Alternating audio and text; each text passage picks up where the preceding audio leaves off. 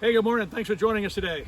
I'm Jim Dewar, preaching guy with Astoria Christian Church, and this morning we are up at Shively Park. The reservoir is right up the road here. I'll have my cameraman kind of pan up there and pick up the reservoir. And then down this way is Shively Park. Bring her back down around this way, all the way around up to the building there, and bring her back to me now.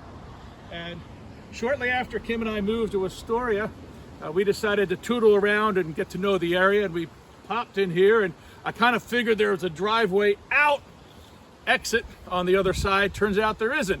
The only way out is the way we came in, and right here it says no right turn, and I kind of figured that doesn't make any sense because I wanted to go down the hill, and not realizing just how sharp that turn is. You can see it. So I swung way left and made a right-hand turn, and I actually had to stop and back up and then finish my turn. And it was something I knew I could do because I am a professional CDL driver. Come to find out, one of my elders was just coming around the turn there and watched me make a maneuver, and he says to his wife, "Isn't that Jim and Kim? I think the Texas tags were a dead giveaway." A little bit later, I get a phone call. "Do you always make illegal right-hand turns?" Oh yeah, he hasn't let me forget that. But what I want to talk to you about today is choices. Is roads matter?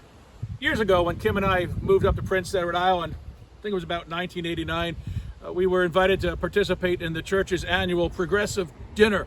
And this is where you go around and have part of a meal at someone's house. So we'd go somewhere and have salad, and somewhere else we'd have appetizers, and go to someone else's house and have the main course, and someone else's house we'd finish up with dessert, and then someone play the piano, and we'd have a hymn sing or something like that. And it was a pretty fancy deal. You're supposed to get all dressed up, and I don't like to get dressed up, as you've probably been able to tell, and I resist that a little bit. And so we go to the first stop, and everyone is really dressed up. I mean, got suits and ties, and I'm there in blue jeans and no tie and a raggedy old shirt, and so I got the look from the wife that says, "This is not acceptable." So we scoot out of the first house and run back home, and I put on a suit. So now I'm really dressed out. I clean up real good, and now we got to go find the second house. But I'm kind of new to the island. I don't know really where I'm going, and we're going down this road, and they had given us directions, but somehow I messed them up, and also it had begun to snow. It wasn't a real super duper heavy snow, but it was coming down maybe an inch an hour. It was pretty impressive. And we end up on this road, and all of a sudden my wife says, "You know, there's no tire tracks here." I said, "So?" She goes, "Well, I think that if like a whole bunch of other cars had come down this road, maybe there'd be some tire tracks." And I'm pretty smart. I'm like, it's snowing so fast, it covered them up because we had to go home and I had to change into a suit. So that was my rationale. So we're going down the road, and all of a sudden there's like a snowdrift in front of us. And she's like, "I really don't think we're on the right road." And I'm thinking, I got a 4-wheel drive Escort here. I'm going to go over that snowdrift. I don't know where it came from, but I'm going to beat it.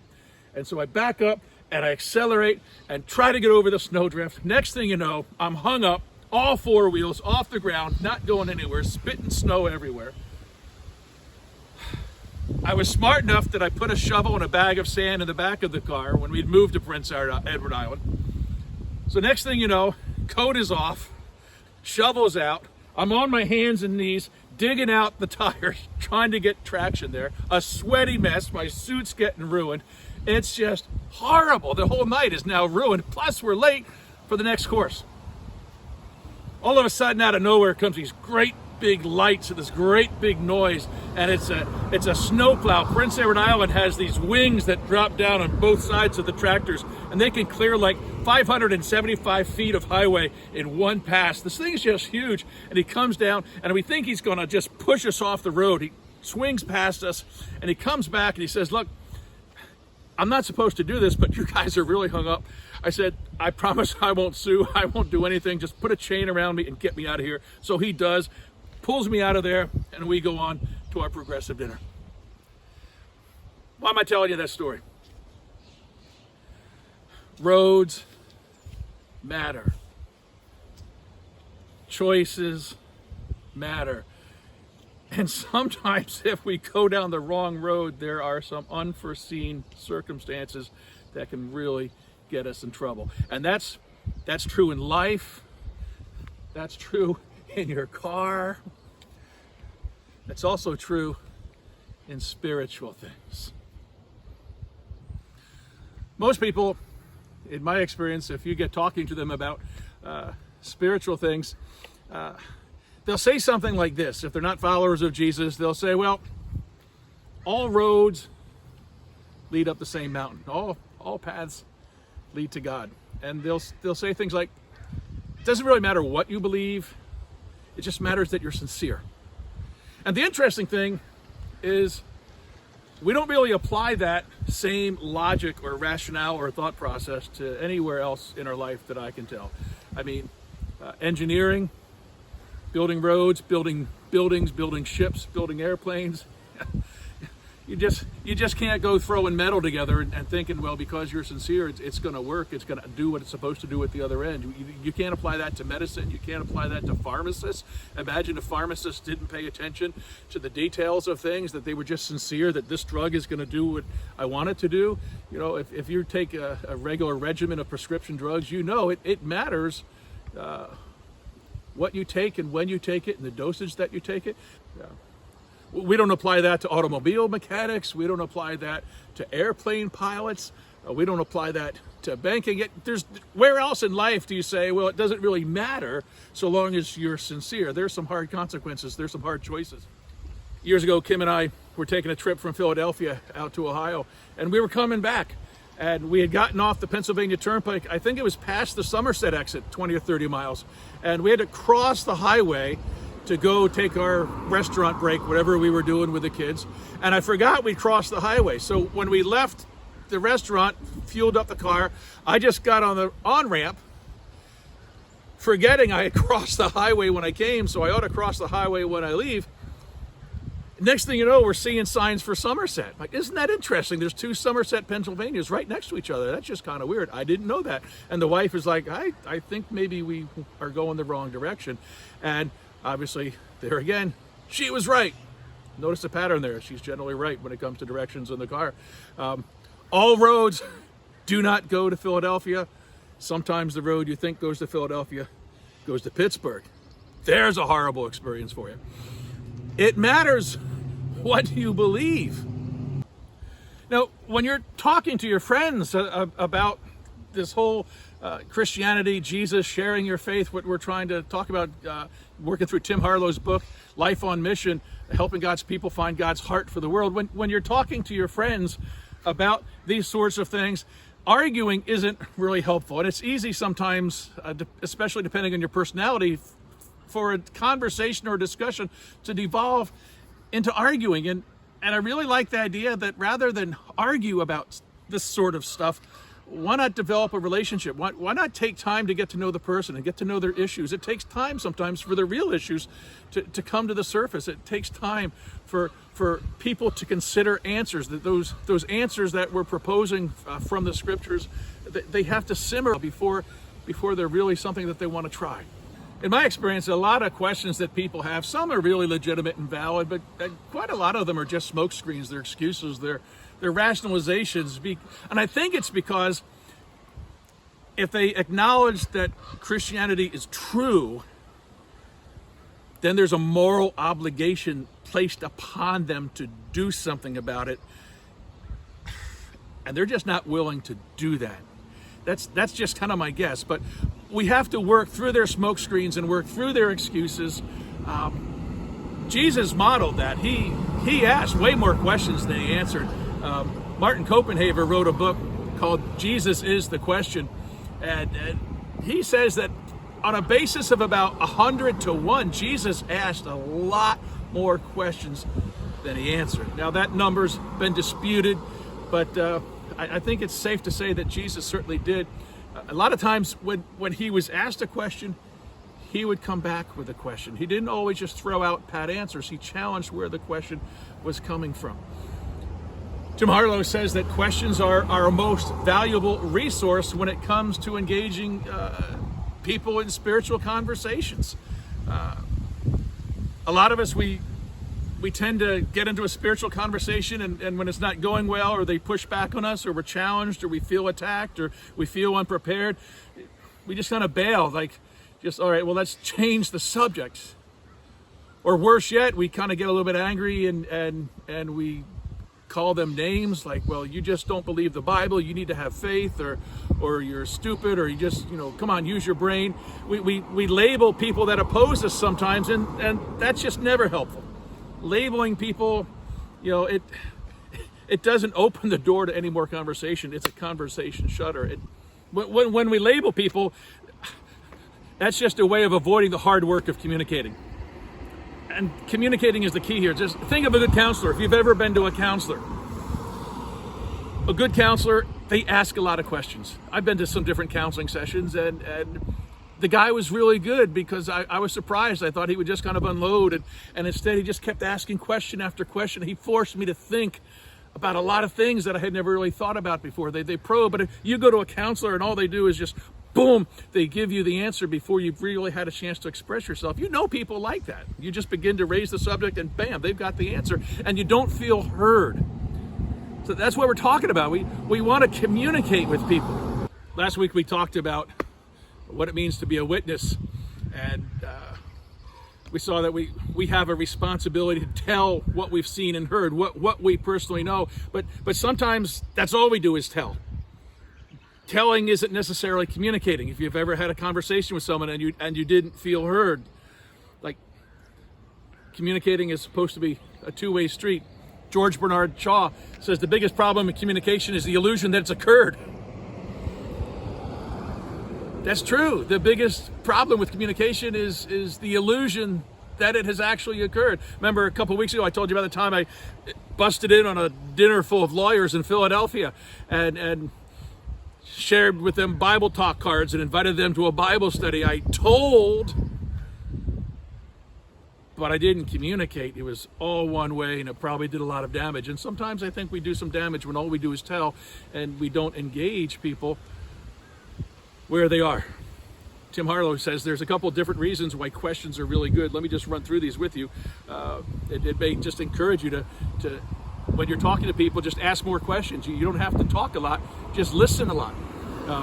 It allows people to own their answer. In Matthew 16, Jesus says to his disciples, who do people say that I am? And they give him a bunch of answers. And then he says to Peter, well, who do you say that I am? And he says, you're the Christ, the Son of the living God. And Jesus is like, way to go, that's a great answer. Why did he ask Peter that question? Jesus knew the answer. He wanted to give Peter the opportunity to come to the conclusion himself, and as a result, his confidence grew and his leadership abilities grew. Jesus could have just said, okay, guys, get your notepads out and take notes.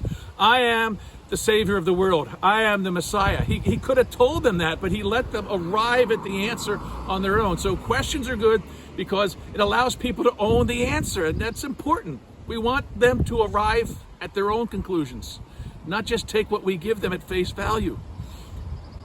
Questions allow you to find out what people know and what they don't know. In our culture, increasingly, you're going to bump into people that don't know squat about the Bible, don't know squat about Jesus, don't know squat about Christianity, and the little bit they might know, they picked off the TV somewhere, and so they've got the wrong impression, the wrong idea.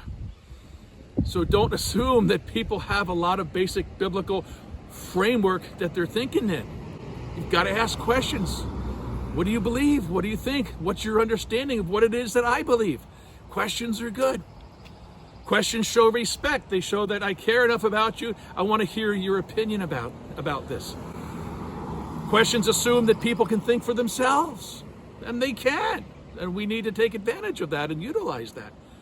And questions give us the opportunity to search out answers for ourselves. You're having a conversation with somebody and you don't know exactly what the answer is, and they're throwing out ideas. Say, hey, why don't we study this out together and come back together and have a conversation, not an argument. It's a good way to do it. Questions are good. I want to encourage you. If you're a follower of Jesus, work on your questions ability. Now, as you're talking to people, odds are you're going to hear one of the most common objections to Christianity, and that is the idea that Christianity is exclusive. Jesus said that he's the only way to God, And quite frankly, that comes across as arrogant and exclusive. It's dismissive of all the billions of other people on the planet that believe something different. So I want to just explore that. Obviously, I'm not going to be able to answer it completely, but just give you some ways to approach that. In his book, Tim Harlow writes about Kyle Idleman, who's now the preaching guy down at the Southeast Christian Church, one of our largest churches in Louisville, Kentucky. And Kyle was at a conference in Atlanta, and he was on a plane. This was pre 9/11. He was heading to Dallas, Texas. And one of his preaching buddies gets on the plane, and he knew that this guy was going to California. And so Kyle says to him, oh, you're going to go to Dallas with me? He says, no, I'm going to California. And Kyle's like, this plane doesn't go to California. This plane is going to Texas. And the guy says, well, you're wrong. And he goes back and he sits down. And now Kyle's got a conundrum. What do I do? And so he thought about just leaving the guy go and discovering Texas when he got there. But he grabbed a flight attendant and he says, hey, my buddy back there thinks this plane is going to California. You might want to inform him. So she did. She goes back, and a few minutes later, the guy comes racing off the plane. He's got to go find the right plane. Now, the question is, when Kyle informed him where the plane was going, was he being exclusive? Was he being arrogant? If he knew where the plane was going and allowed the guy to stay on it, knowing that he could have done something about it, would that not have been cruel? That's kind of the boat that we're in. If you have connected with somebody like we've been talking about the past couple of weeks, if you have begun serving somebody and getting involved in their life, at some point we need to put words on this thing and let them know that not all roads lead to God. Not all roads lead to heaven. Jesus said in John 14:6, I am the way, the truth, and the life. No man comes to the Father except through me. Is that arrogant? Is that exclusive? No, he's simply saying where the plane is going. The plane you're on ain't going to take you where it is that you think you want to go. Now, you want to talk about exclusive. Some country clubs are exclusive. Maybe not so much now anymore because of the social change in the last 30 and 40 years, but it used to be country clubs. You had to pay to be a member, and you had to be the right color, you had to be the right race, you had to be the right gender. Exclusive says you can't be a part of us. But that's the furthest thing from Christianity. Christianity is incredibly inclusive. Many times in the New Testament, whosoever will may come. The New Testament says it doesn't matter Jewish or Gentile, free or slave, black or white, male or woman.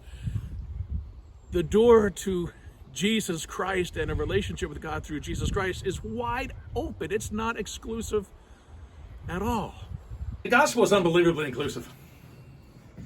God knew that no path that we choose or create leads to him. And so he came to us. That's what makes Christianity distinctive from all the other world religions. It's not that we're trying to find our way to this God who's hard to find. He made his way to us. And the problem is a lot of us don't want to be found. Because we like playing God. We don't like submitting to the God. If there were another way to get to God, then we have to ask the question, why the cross? It's a good question for your friends, if they understand a little bit about the cross. Why did Jesus have to die? If there was something you could do, if there was something I could do to earn my salvation, to make God say, come spend eternity with me, then why wouldn't he say, all right, here it is, go figure it out, go do it? Why did Jesus have to die? That's a tough question. That's a very good question.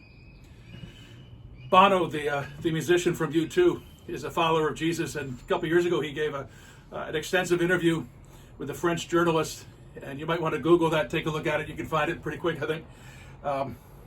But essentially what he says is he got tired of karma. And karma, very, very common. Buddhism is filled with karma. Hinduism. Karma is the idea you get what you deserve in life. So when someone gets something bad, it's karma. You must have done something bad to somebody. You do something good, you get something back. Karma. Christianity isn't karma at all. Christianity is just the opposite. In fact, Christianity says you get what you don't deserve. And you don't get what you do deserve. It turns karma on its head.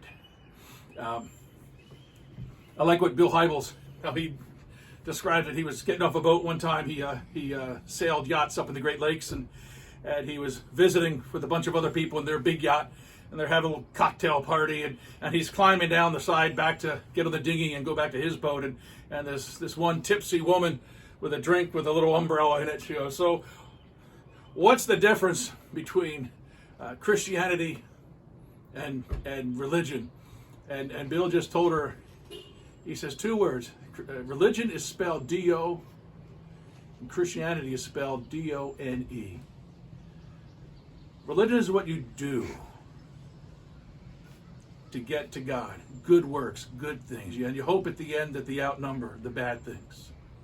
Christianity is what Jesus has done for you. Gave his life for you. Remember John 1:29, John the Baptist sees Jesus walking by, and he says, "Behold the Lamb of God that takes away the sins of the world."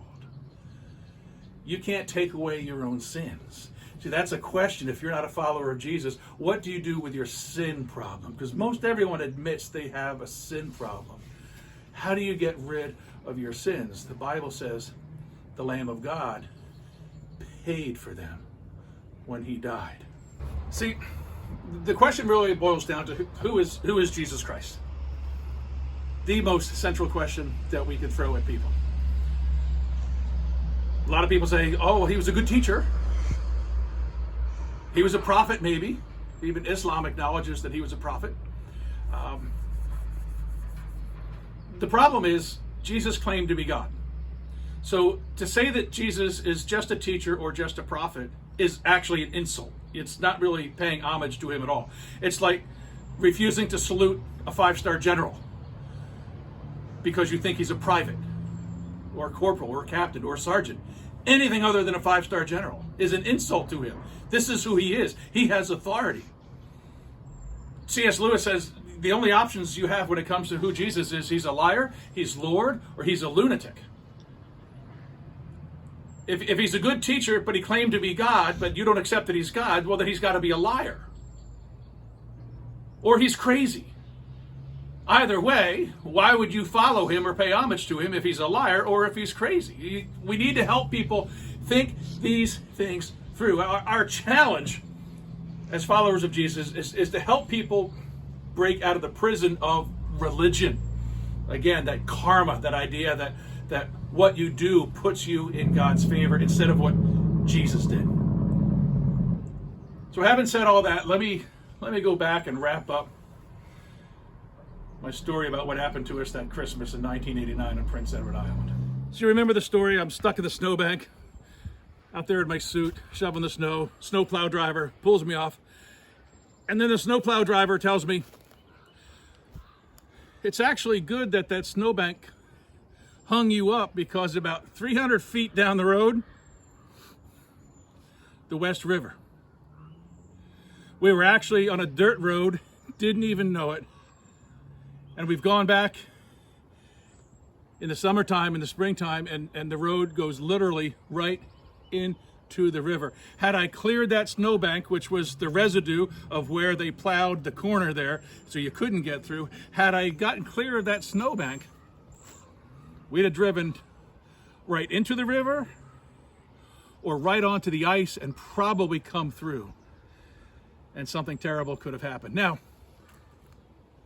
imagine, although cell phones I don't think were really big then, imagine James Nicholson, one of my elders, has a cell phone and he realizes, gee, the Dewars aren't here at this party. Let me call them up and see if they got lost. And I tell them where I am, and I tell them the name of the road, and I describe some of the things that I'm seeing. And James would have said, "Oh, you're on the wrong road. You got to turn around.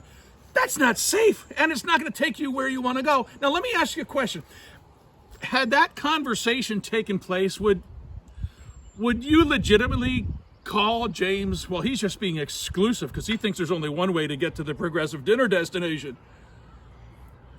Would you accuse him of being arrogant for telling me to turn around, that this road is going to end in a very tragic situation for me and my wife? Or would you applaud James because of his compassion, his consideration, his helpfulness? I think you know the answer to that. That's our role as people on mission for God, to build relationships with people and get to the point where we can speak into their lives and suggest the road you're on, it ain't necessarily going where you think it's going to go. And because of the trust and the credibility and the depth of the relationship we've developed with them, they might just listen. They might just think about it. Paul Young wrote the book The Shack a couple years ago. It was a big hit and generated lots of discussion among a lot of people, not just followers of Jesus. But he said this. He said, most roads don't lead anywhere, but God will go down any road to find you. I love that. Most roads don't lead anywhere, but God will go down any road to find you. If you're not a follower of Jesus, I'm telling you, God has been going down your road, trying to catch up with you, throwing roadblocks, throwing barriers, trying to get you to turn around and consider a different route. Use that steering wheel. Go a different direction. Not because he's arrogant, not because he's on an ego trip, not because he's mean-spirited, but because he loves you. And he wants you home with him where you were created to be. That's what we get to do as followers of Jesus. Speak that truth into the lives of the people in our Jerusalem, in our Judea, in our Samaria, in the ends of the world. Hey, thanks for joining us again today. My name's Jim Dewar, preaching guy with the Astoria Christian Church out here at Shively Park in the Astoria Reservoir. We're glad that you were able to be with us, and we just pray you'll have a great day, a great week. If you're in the area, check us out, 1151 Harrison Avenue here in Astoria. Service time is 10:30 in the morning. God bless. Have a great week.